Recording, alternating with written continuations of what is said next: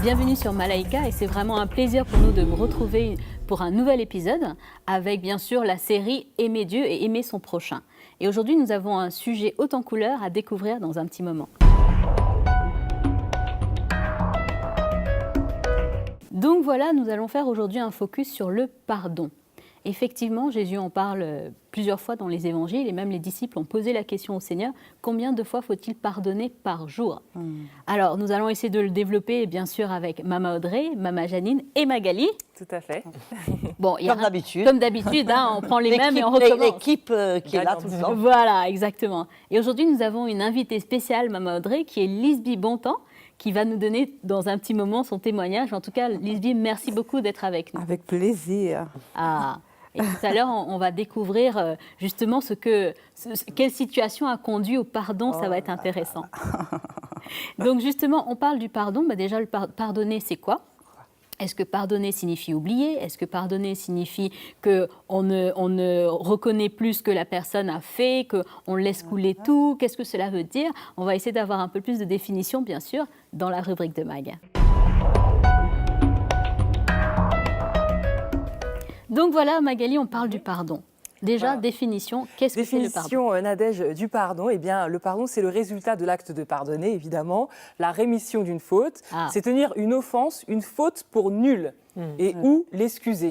Renoncer soit au plan personnel, donc ça à en tirer vengeance, soit au plan institutionnel, à poursuivre et punir les responsables. D'accord. Donc c'est un vaste sujet que celui du pardon. Il faut savoir que c'est traité sur différents plans, qu'ils soient religieux, philosophiques et même thérapeutiques, puisque j'ai vu que beaucoup de médecins recommandent à leurs patients de demander pardon. C'est un moyen d'apaisement intérieur. Incroyable, n'est-ce pas? Incroyable. Vraiment.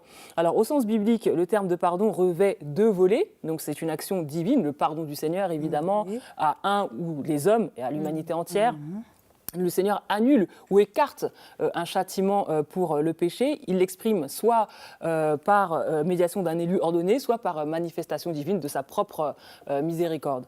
Ensuite, vous avez une action humaine de pardon. Donc là, c'est nous, les hommes, qui sommes concernés. On doit se traiter normalement avec un amour chrétien et se pardonner les fautes les uns et les autres. Et donc, effacer ensuite des mauvais sentiments à l'égard de ceux qui nous ont offensés. D'accord ? Alors, dans la parole de Dieu, c'est vrai que le pardon, c'est vraiment quelque chose de fondamental. C'est très important dans le christianisme. C'est toujours mis au service du bien spirituel d'une personne. Bien sûr, dans la parole de Dieu, on voit souvent le Seigneur lui-même nous montrer l'exemple. Il pardonne les péchés. Il ne condamne pas, par exemple, la femme surprise en flagrant délit d'adultère. Vous avez également, il exprime le pardon de manière imagée avec la parabole du fils prodigue, qui est ensuite pardonné après son repentir. Vous avez également Jésus qui recommande à Pierre, comme tu l'as exprimé, de pardonner non pas 7 fois, mais 77 fois. 7 fois, et c'est par jour. Et par personne. Et par personne. Donc, voilà. Alors, pour amener les choses dans le contexte un petit peu en Afrique, Mama Audrey, eh bien, en Afrique, comme partout d'ailleurs dans le monde chrétien, le chrétien a du mal à pardonner. C'est un acte difficile, c'est un acte qui demande quand même beaucoup de sa personne. Et selon mes lectures, la plupart des pasteurs ne font aucune prédication ou très peu sur le sujet. Ça, c'est vraiment ce qui est revenu le plus dans les lectures que j'ai pu faire, Nadège. Parce qu'il y en a, même pire, j'ai vu que certains disent que tout le monde n'est pas pardonnable.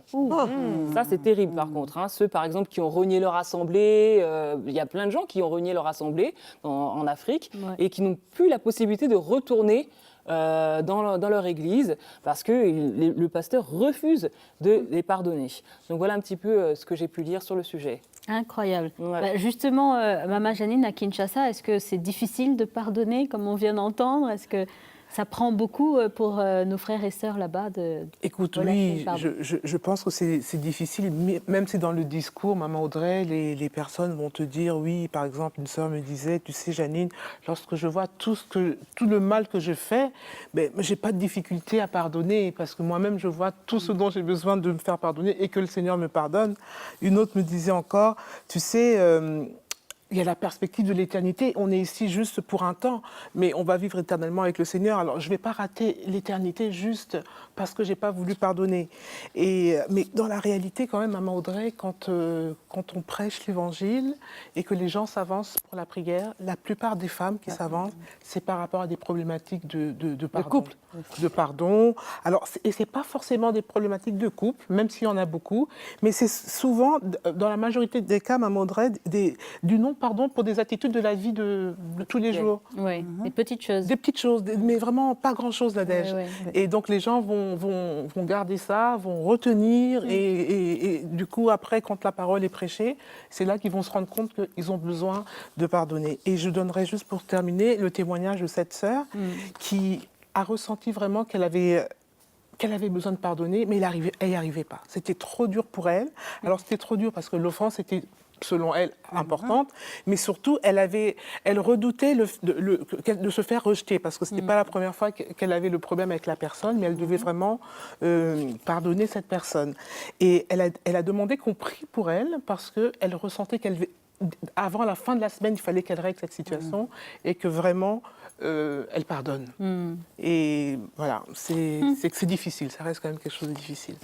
Maman Audrey, ma question, c'est justement, on a entendu Maman Janine et Magali, pourquoi est-ce que c'est si difficile de pardonner finalement? Écoute, le vrai pardon demande de s'humilier, demande de renoncer à ses droits, parce que bien souvent, on pense qu'on a raison, et du fait qu'on pense qu'on a raison, on se justifie qu'on n'a pas besoin de demander pardon ni de pardonner.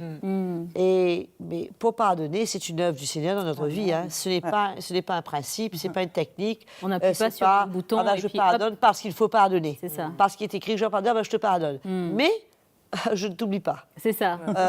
Je te Pardonne, mais pardonne. Je garde la note. J'ai bien gardé ça quelque part, c'est là. Et quand je te vois, je sais tout de suite qu'il y a un problème, puisque je ne peux pas te faire face. Je sens qu'il y a quelque chose à l'intérieur. Donc, c'est vrai que bien souvent, dans l'Église, les chrétiens disent je t'aime parce qu'il faut t'aimer, je pardonne parce qu'il faut pardonner.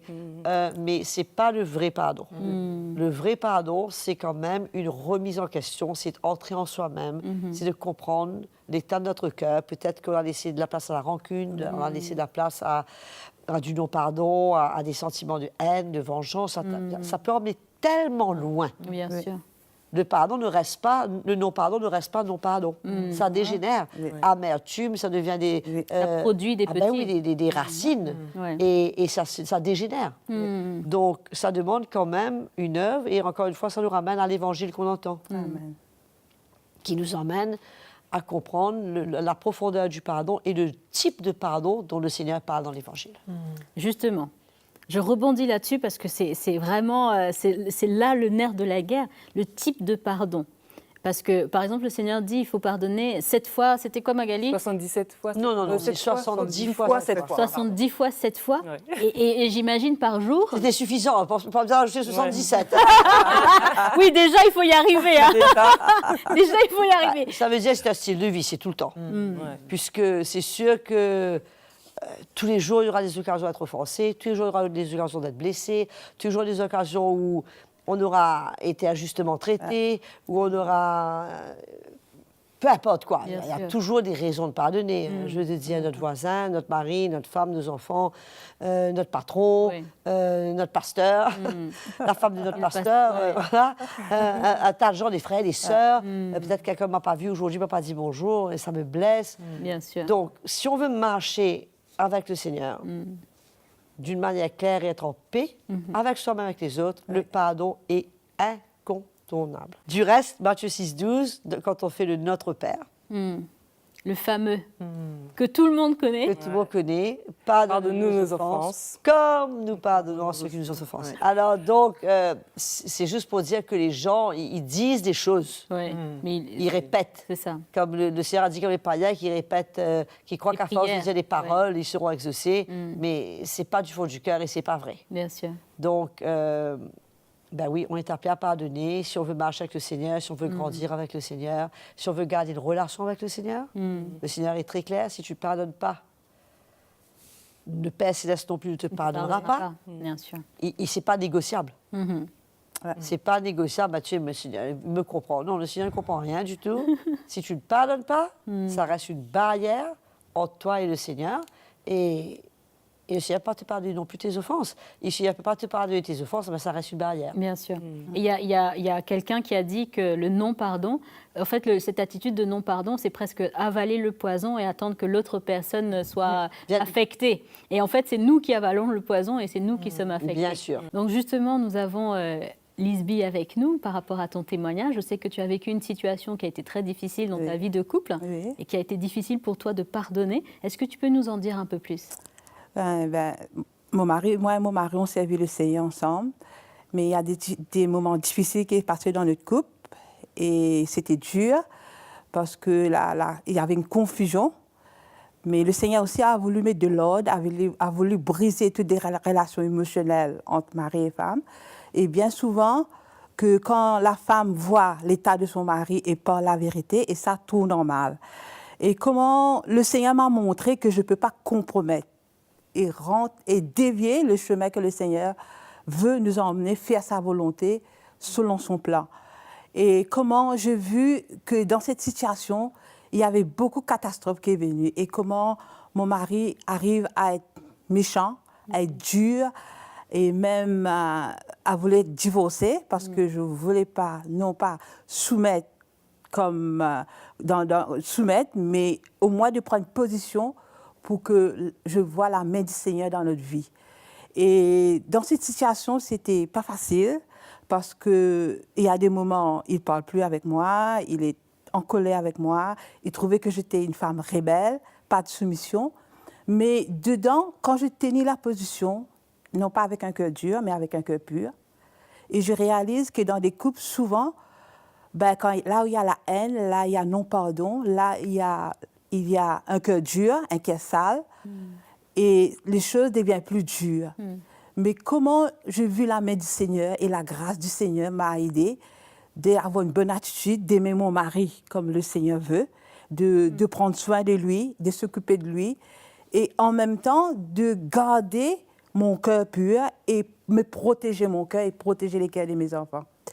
Et le Seigneur était fidèle. Ça a duré beaucoup de temps, avec dur, mais le Seigneur m'a donné la patience. Combien d'années à peu près de moments difficiles? Je crois que c'est 1 an. Wow. C'est 1 an. Et ça s'est passé 2 fois.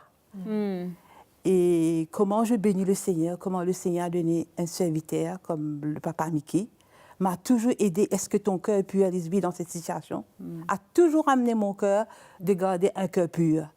Et de pouvoir aimer, et de pouvoir accepter, et de pouvoir voir cette situation avec un cœur du Seigneur. Et bien souvent, ce n'est pas facile. Oui. Et je réagis dans la chair. Je voulais ma justice. Et le Seigneur, à chaque fois, quand je tenais une position d'un mauvais cœur, et comment le Seigneur toujours amène mon cœur vers un cœur qui cherche l'intérêt du royaume de Dieu. Et comment le Seigneur, je bénis aussi le Seigneur, la famille de Dieu. Et j'avais des relations des femmes et des hommes de l'esprit. Non pas pour condamner mon mari, mais pour amener moi, voir dans l'esprit le plan de Dieu pour mon mari. Et le Seigneur est fidèle. Et le Seigneur a brisé mon cœur, a brisé mon orgueil. Et ça m'a permis d'apprécier les conseils des autres, à écouter les autres, de ne pas être comme Saphira, d'aller de côté pour plaire à mon mari. Mais j'ai vu que vraiment la grâce du Seigneur et l'amour du Seigneur m'a aidée pour pouvoir tenir une position, non pas de compromettre, mais de pouvoir être une femme dans l'esprit et être un aide à côté de mon mari pour qu'il puisse voir le plan du Seigneur. Et on va écouter la suite du témoignage parce que je crois qu'il y a eu un dénouement ensuite, après. Et justement, j'aimerais poser la question, alors qu'on entend le témoignage et aussi ce que Magali disait plus tôt, est-ce qu'on peut tout pardonner ou alors est-ce qu'il y a des péchés impardonnables? Donc, je crois que premièrement, ce qui est très important de comprendre dans le témoignage de Lisby, c'est qu'elle n'a pas voulu compromettre dans le sens qu'elle a gardé une position, c'est-à-dire qu'elle a défendu la vérité dans sa vie. Et pour garder ce cœur pur, il fallait pardonner. C'était impossible pour elle de garder ce cœur pur sans pardonner. Donc je crois que c'était un peu la clé de ce témoignage. Mais Il n'y a rien qu'on ne puisse pas pardonner. Ça n'existe pas. Le Seigneur n'a pas dit tu pardonnes, sauf tu pardonnes, mais. ouais. Non. L'important, c'est que. Qu'est-ce que le Seigneur n'a pas pardonné? Amen. Quand le Seigneur était sur cette croix, pendant toute sa marche sur cette terre, pendant tout son ministère, Oui, même ses disciples qui l'ont abandonné, Ouais. même Judas, oui. qu'est-ce que le Seigneur n'a pas pardonné jusqu'à sur la croix pour venir dire, même tous ces gens, pardonne-leur, ils savent pas ce qu'ils font. Oui. Donc, quand on a un exemple comme le Seigneur, quelle excuse qu'on peut avoir? Comment on peut se tenir et essayer de justifier notre cas, présenter notre Oui, cas oui. et défendre notre cas? Amen. Ça ne veut pas dire que parce que je pardonne, c'est-à-dire que je dois compromettre. C'est-à-dire je Ça. peux pardonner comme dans le cas de Lisbeth, Oui, mais oui. je garde ma position, mais dans une bonne attitude. C'est ça. Une bonne attitude. Et si mon mari est dur, il est méchant, il est tout ce qu'il peut être, ou peu importe qui, moi je suis appelée à ne pas garder ces choses, puisque le Seigneur nous dit que sinon ce pardon va devenir des racines d'amertume, ça va emmener un cœur dur. Si j'ai du non-pardon, je vais être défigurée, Oui. Ça. puisque mon cœur est dur. Et quand mon cœur est dur, je ne peux pas recevoir l'Évangile. Quand ma relation n'est pas claire avec le Seigneur, avec mes frères et sœurs, avec peu importe qui, comment est-ce que je vais recevoir l'Évangile? Comment est-ce que je vais pouvoir avoir cette relation avec le Seigneur quand le Seigneur lui-même il me dit qu'il ne peut pas me pardonner si moi je ne pardonne pas? Donc, je crois que c'est un aspect tellement important de la marche chrétienne que c'est le b.a.-ba. Bien sûr. C'est un style de Fondamental. vie. Oui. C'est un style de vie. Le pardon, c'est tu refuses de te défendre. Tu renonces à ton droit de te défendre, de te justifier, parce que tu as un berger. Et le non-pardon emmène la vengeance, emmène même des meurtres, ça peut aller très loin le pardon. Hein. Ça ne reste pas de non-pardon, ça dégénère parce que quand notre cœur est dur. C'est une plateforme pour toutes sortes de choses qui peuvent venir devant nous, des occasions de se venger. On veut du mal, on veut la... Je me souviens dans un programme, Maman Jeanne disait on veut la mort des gens, on veut faire descendre le feu du ciel, mais on est dans la chair. Et quand on pardonne, on s'humilie et on reste dans l'esprit de Christ, comme le Seigneur nous a montré le style de vie Bien sûr. qui nous appelle à vivre. Amen. La difficulté, Maman Audrey, tout de même, c'est lorsque l'offense se répète. C'est ça. Et il y a des fois où on voit des femmes qui subissent des violences conjugales ou de l'adultère répété. Et elles sont pardonnées, bien entendu, mais ça se répète. Et à un moment donné, comme si elles veulent se soustraire à cette offense, parce qu'elles veulent se protéger. Parce que la violence est là, elle se Se répète. protéger comment? Ben, c'est ça. Donc, Moi, je pense que que, d'une part, il y a la loi. La La loi du pays. Ben oui. C'est ça. Qui nous protège contre la violence domestique. Je crois qu'aujourd'hui, la plupart des pays du monde ont ratifié cette loi. Et il y a la protection, il y a des protection orders, des ordres de protection qu'on peut avoir recours. Bon, en Afrique, c'est peut-être pas évident. Il y a des pasteurs. On a notre pasteur avec qui on peut partager ce qu'on vit. On a peut-être la femme du pasteur qu'on a accès avec elle. On a des gens avec qui on peut parler. Mais de ne pas pardonner ne va rien aider. Oui, C'est ça. c'est vrai. Ne va rien aider. Et c'est pour ça que le Seigneur a dit 70 fois cette fois, les gars. Ça va se répéter. De même que nous aussi, on fait souvent les mêmes choses. Tu sais, peut-être on est en colère avec notre enfant, on lui demande pardon, ou on n'a Après, même pas demandé refait, pardon. ouais, c'est ça. Et la semaine d'ensuite, on est en colère, puisque on n'arrive pas à gérer, on n'arrive pas à surmonter cette situation. Mais de ne pas pardonner n'est pas la solution. Il y a des solutions légales. Si tu es battu, écoute, tu vas te laisser battre. C'est Il n'y ça. a pas de raison que tu te laisses battre. Bien sûr. Il y a la loi, il y a la police, il y a les avocats, il y a les pasteurs, il y a les conseillers. Il y a Bien sûr. toutes sortes de gens avec qui tu peux t'adresser. Moi, Mais je- le non-pardon n'est pas la solution. Je me rappelle toujours de cette image d'une dame dont le fils avait été assassiné et qui, le jour du procès, est allée voir l'assassin, qui était un jeune comme son fils, et elle lui a dit « Je te pardonne ».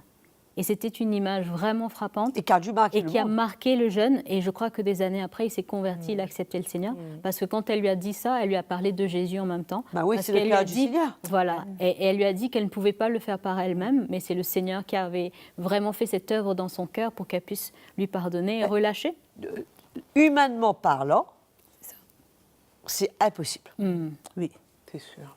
De pardonner quelqu'un qui a tué ton enfant, c'est humainement parlant, c'est C'est ça, impossible. c'est impossible. Il n'y a que le Seigneur qui peut t'emmener à le faire, à pardonner et de tout ton cœur C'est ça. et à vraiment vivre cela, une réalité. Et quand cette personne te pardonne, tu ressens cela. C'est ça. Et en même temps, ça te relâche. C'est ça. Exactement. Ça te relâche. Libère. Sinon, tu restes dans ta condamnation, tu restes dans ta situation, mais quand la personne t'a pardonné, ben, tu es aussi relâché de peu importe la faute que tu aurais commise. C'est ça. Et donc justement, pour continuer sur le témoignage de Lisby, donc qu'est-ce qui s'est passé justement? Donc tu as tenu ferme avec une bonne attitude de cœur, un cœur pur. Oui. Donc tu n'as pas laissé le non-pardon venir t'affecter dans cette relation avec ton époux. Et quel a été le dénouement? Le Seigneur a restauré mon mari. Ah, Le Seigneur a ouvert ses yeux et il a vu ses faiblesses, ses manquements. Et il est venu s'humilier devant les serviteurs de Dieu, devant l'autorité d'abord. Et puis s'humilier avec moi et mes enfants, parce que mes enfants ont tout vu. Et c'est que j'encourage les femmes, quand vous avez quelque chose dans vos couples, de non-pardon, bien souvent les mamans sèment ça dans les cœurs des enfants. Il faut protéger les cœurs de vos enfants, parce que c'est comme ça que les enfants n'ont pas respect pour leur papa. Il n'y a pas de soumission dans la maison. bien sûr. Et c'est important que les enfants ont du respect.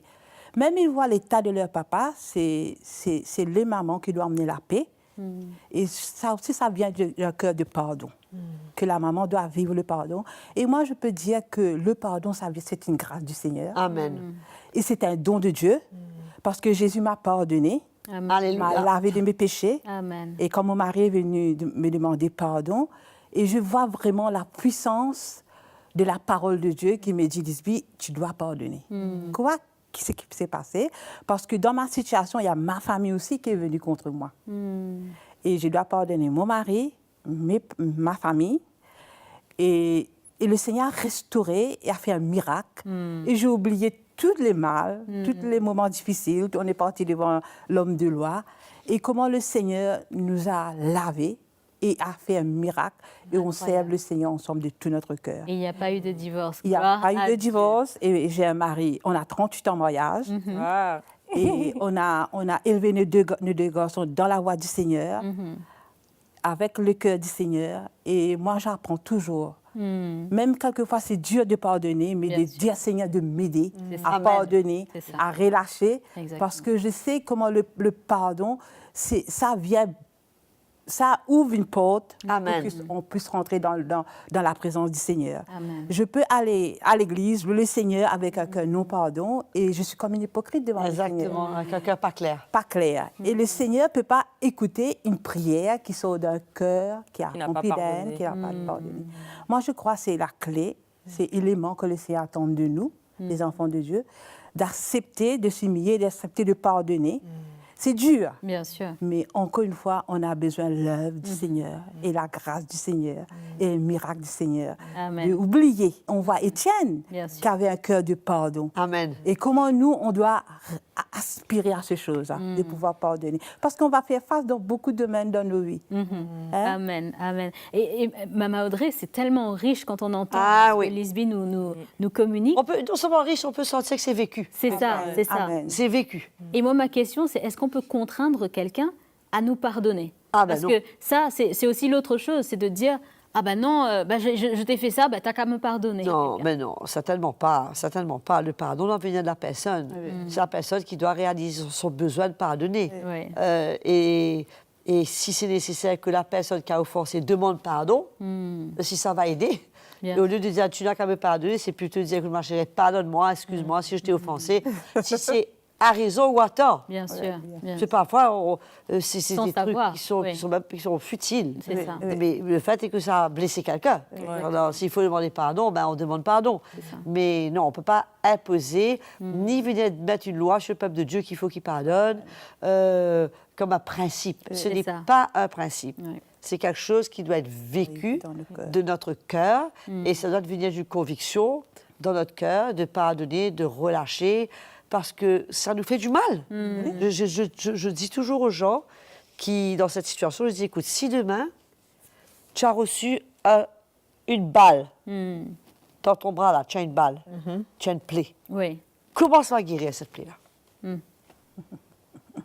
Aussi longtemps que tu laisses ce morceau-là, cette pièce étrangère dans ton corps, tu vas mettre le médicament que tu veux. Tu ne pourras jamais guérir. Si tu veux guérir, ça va faire mal.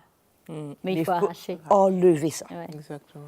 Il faudra rentrer profondément, enlever, et ensuite, Ça tu peut peux soigner cicatriser. et la plaie va se fermer. Ben, c'est exactement ça le pardon. Et je suis sûre qu'on aurait encore beaucoup à dire, Maman Audrey, parce que je pense que tout le monde se reconnaît un petit peu, ceux qui nous regardent comme sur le plateau. Mais on va devoir passer, malheureusement, parce que le temps est compté, au mot de la fin. J'aimerais reprendre une petite chose que Maman Janine a dit tout à l'heure, faire la lumière dessus. Cette sœur qui disait qu'elle pardonnait, puisqu'elle veut, à cause de l'éternité, elle ne veut pas perdre son éternité. On ne perd pas son salut, puis on ne le pardonne pas. Allons être bien clair. On perd simplement la grâce que nous avons de servir le Seigneur. On perd on se prive du plan de Dieu pour notre vie, on se prive des bénédictions pour notre vie, et ça ne vaut pas la peine. On ne gagne rien à ne pas pardonner. On a tout intérêt à suivre l'exemple du Seigneur et à pardonner, puisque quand on pardonne, on est libéré. Amen. On est nous-mêmes libérés, puisque le pardon, c'est une puissance qui libère. Et c'est quelque chose qui nous emmène à grandir, c'est quelque chose qui nous emmène à ressembler à Jésus, à expérimenter ce que Jésus a expérimenté. Bon, expérimenter dans une petite mesure ce que le Seigneur a expérimenté, ce que Étienne a expérimenté, et ce que la plupart des hommes de Dieu, de ceux qui ont marché devant nous, expérimentent dans notre vie de tous les jours. Et je crois que c'est un appel à tous les chrétiens. Le pardon, on est appelé à pardonner, et ça devrait faire partie de notre vie de tous les jours. Mais je crois que ça vaut la peine. Et on sort de là gagnant, on sort de là grandi, on sort de là et on peut ressentir une satisfaction dans notre cœur, qu'on s'est identifié à Jésus, qu'on a pris notre croix, qu'on a essayé de travailler notre cœur, et c'est pour la gloire de Jésus. Amen. Amen. Merci beaucoup, Maman Audrey. Merci, Lisby, vraiment, pour ce témoignage vivant. C'était réellement riche. Merci beaucoup, Maman Janine. Vous aussi. Et bien sûr, Magali. Merci Nadia. Et nous vous invitons à nous retrouver pour la prochaine édition de Malaika avec un nouveau sujet qui, je suis sûre, va vous intéresser. À très, très bientôt. Bon Dieu.